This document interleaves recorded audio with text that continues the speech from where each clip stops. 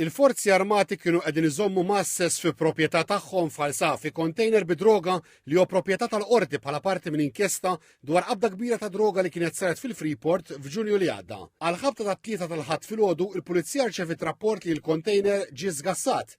Is-siġilli instabu maqtugħajn u fi stqarrija il-Pulizija qalet li mill-container insterqu madwar 200 kilo reżina tal-kannabis.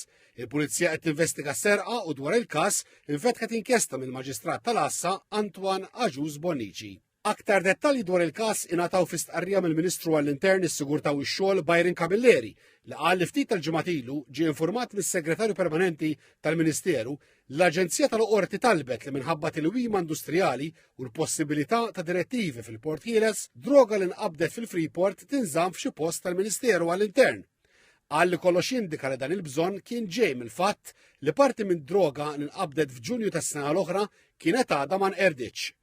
Il-Ministru Byron Camilleri qal li s-Segretarju Permanenti informatu li kienet ser titkellem dwar din it-talba mal-Brigadier tal-Forzi Armati ta' Malta u minn hemm il-qudiem ma ġiex informat aktar x'ġie diskuss u x'seta' ġie miftiem.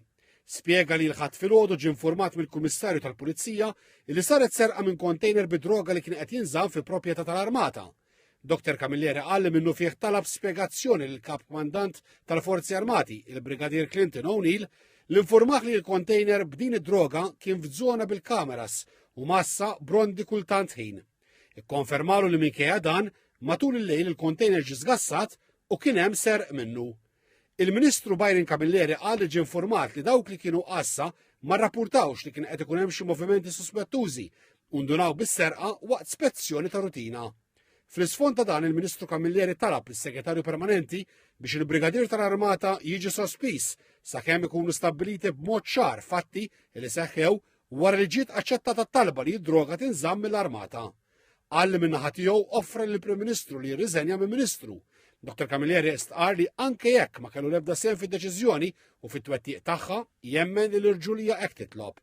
Żied jgħid li għamel dan għaliex iħoss li dan huwa każ serju u offra li jirriżenja b'serenità kbira għax għalih il-ħajja pubblika dejjem kienet biss servizz lejn il-pubbliku. TVM News jinsab informat li id-droga misruqa b'valur ta' madwar 600,000 euro kienet parti minn sejba ta' 4 tunellati u 300 kilo reżina tal-kannabis li nstabu f'Ġunju li għadda moħbija fi fran industrijali li kienu stivati f'container fil-Freeport.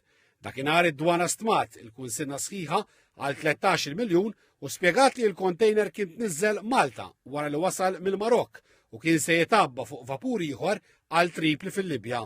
Il-ħidma biex l-awtoritajiet waslu għad-droga kienet ħadet iż-żmien billi ried jitqatta' ammont ta' ħadid.